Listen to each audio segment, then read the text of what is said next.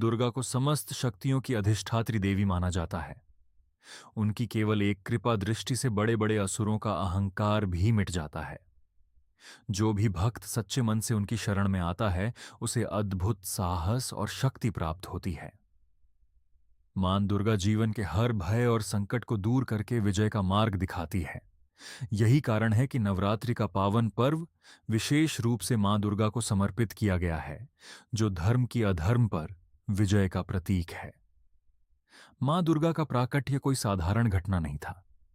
प्राचीन समय में जब असुरों ने स्वर्ग लोक पर अधिकार कर लिया था और देवता स्वयं को असहाय महसूस करने लगे थे, तब त्रिदेवों के तेज से एक दिव्य शक्ति प्रकट हुई। उस दिव्य शक्ति के प्रकाश से पूरा ब्रह्मांड आलोकित हो उठा।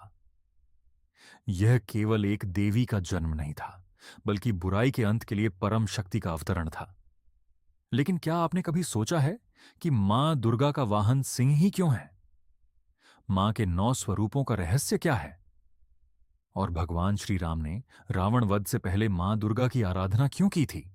नवरात्रि क्यों मनाई जाती है? और इस पवित्र व्रत के ऐसे कौन से नियम हैं जिनसे मां दुर्गा अत्यंत प्रसन्न होती हैं? इन सभी प्रश्नों के पीछे गहरा आध्यात्मिक रहस्य छिपा हुआ है, जिसे हम इस दिव्य कथा के माध्यम से समझेंगे। प्यारे दर्शकों, आज की यह कथा अत्यंत प्रेरणादायक और ज्ञानवर्धक है। शास्त्रों में कहा गया है कि धार्मिक कथा को अधूरा नहीं छोड़ना चाहिए, इसलिए इसे अंत तक अवश्य सुनें। यदि आप अपनी मां से सच्चा प्रेम करते हैं तो इस वीडियो को लाइक जरूर करें। आइए माता के जयकारे के साथ कथा का आरंभ करते हैं। मां दुर्गा की उत्पत्ति बहुत समय पहले पृथ्वी और स्वर्ग पर अंधकार का समय आ गया था। उस समय महिषासुर नाम का एक अत्यंत शक्तिशाली राक्षस था। उसका हृदय कठोर था और उसके मन में केवल विनाश की भावना थी। महिषासुर का जन्म एक भैंसे और दानवी के संयोग से हुआ था। बचपन से ही उसमें अद्भुत बल था। उसने वर्षों तक कठोर तपस्या की और भगवान ब्रह्मा को प्रसन्न किया। जब ब्रह्मा जी प्रकट हुए तो उसने वरदान मांगा कि कोई देवता, दानव या पुरुष उसे कभी न मार सके। ब्रह्मा जी ने उसे यह वरदान दे दिया। लेकिन महिषासुर के मन में यह विचार नहीं आया कि कोई स्त्री भी उसका अंत कर सकती है। वरदान मिलते ही उसका अहंकार और बढ़ गया। उसने अपनी विशाल सेना के साथ स्वर्ग पर आक्रमण कर दिया। देवताओं ने उसे रोकने का बहुत प्रयास किया, लेकिन उसकी शक्ति के सामने वे टिक नहीं पाए। अंततः महिषासुर ने स्वर्ग लोक पर अधिकार कर लिया और इंद्र का सिंहासन भी छीन लिया। स्वर्ग लोक में उसका अत्याचार बढ़ने लगा। अप्सराओं को बंदी बना लिया गया और गंधर्वों को दास बना दिया गया। जहां कभी संगीत और आनंद की ध्वनि गूंजती थी, वहां अब भय और पीड़ा का वातावरण फैल गया। इसका प्रभाव धरती पर भी पड़ा। मौसम का संतुलन बिगड़ गया। कहीं भयंकर गर्मी, कहीं अत्यधिक वर्षा, कहीं सूखा और कहीं बाढ़ आने लगी। फसलें नष्ट होने लगीं और लोग दुखी हो गए। देवताओं की प्रार्थना, स्वर्ग से निकाले गए देवता अत्यंत दुखी होकर ब्रह्मा, विष्णु और शिव के पास पहुंचे। उन्होंने उनसे संकट से मुक्ति का उपाय पूछा। तब भगवान शिव ने कहा, इस ब्रह्मांड में सबसे महान शक्ति स्वयं शक्ति ही है। हमें आदिशक्ति मां की शरण में जाना होगा। तब सभी देवता हिमालय पर्वत की ऊंची चोटियों पर एकत्र हुए और मां भवानी का स्मरण करने लगे। 3 दिन और 3 रात तक उन्होंने लगातार प्रार्थना की। न भोजन, न विश्राम, केवल मां का ध्यान। चौथे दिन आकाश में एक दिव्य प्रकाश प्रकट हुआ। वह प्रकाश सूर्य से भी तेज था, लेकिन आंखों को कष्ट नहीं देता था। उसी तेज से मां दुर्गा प्रकट हुईं। उनका रूप अद्भुत था। उनके 10 हाथ थे और हर हाथ में एक दिव्य अस्त्र था। उनकी आंखों में करुणा और शक्ति दोनों झलक रही थीं। मां को देखते ही देवताओं का भय दूर हो गया। मां ने कहा, मेरे बच्चों, तुम्हारा दुख देखकर मैं प्रकट हुई हूं। महिषासुर को उसके कर्मों का दंड अवश्य मिलेगा। देवताओं ने दी अपनी शक्तियां मां। दुर्गा ने देवताओं से कहा कि वे अपनी अपनी शक्तियां उन्हें अर्पित करें। भगवान शिव ने अपना त्रिशूल दिया। भगवान विष्णु ने सुदर्शन चक्र दिया। इंद्र ने वज्र दिया। वरुण देव ने शंख दिया। अग्निदेव ने अग्नि की शक्ति दी।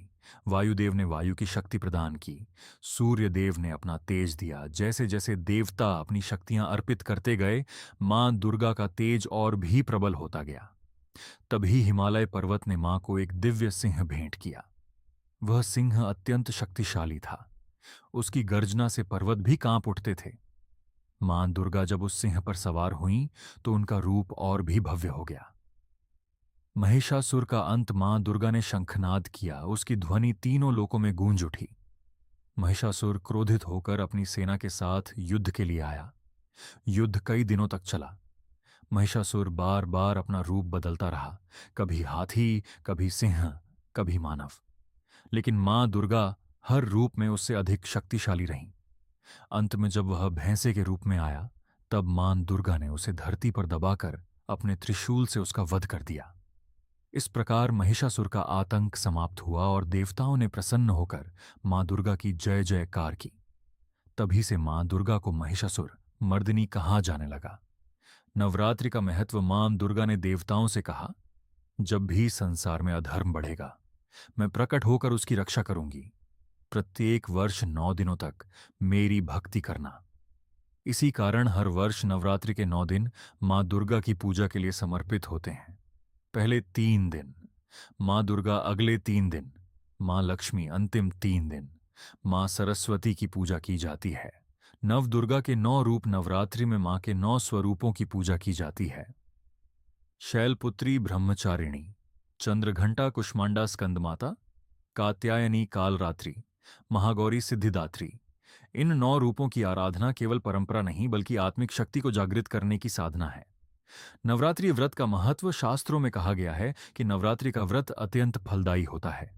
यह व्रत धन, सुख, संतान और स्वास्थ्य प्रदान करता है तथा अंत में मोक्ष का मार्ग भी दिखाता है। भगवान श्री राम ने भी रावण से युद्ध से पहले मां दुर्गा की पूजा की थी। उन्होंने 9 दिनों तक मां की आराधना की और 10वें दिन विजय प्राप्त की। इसी कारण दशहरे को विजयादशमी कहा जाता है। नवरात्रि केवल एक त्योहार नहीं बल्कि आत्मशुद्धि और शक्ति जागरण का पवित्र पर्व है। जो भी भक्त सच्चे मन से मां दुर्गा का स्मरण करता है, उसके जीवन से भय और दुख दूर हो जाते हैं। यदि आपको यह कथा पसंद आई हो तो इसे अधिक से अधिक लोगों तक अवश्य पहुंचाएं। जय माता दी।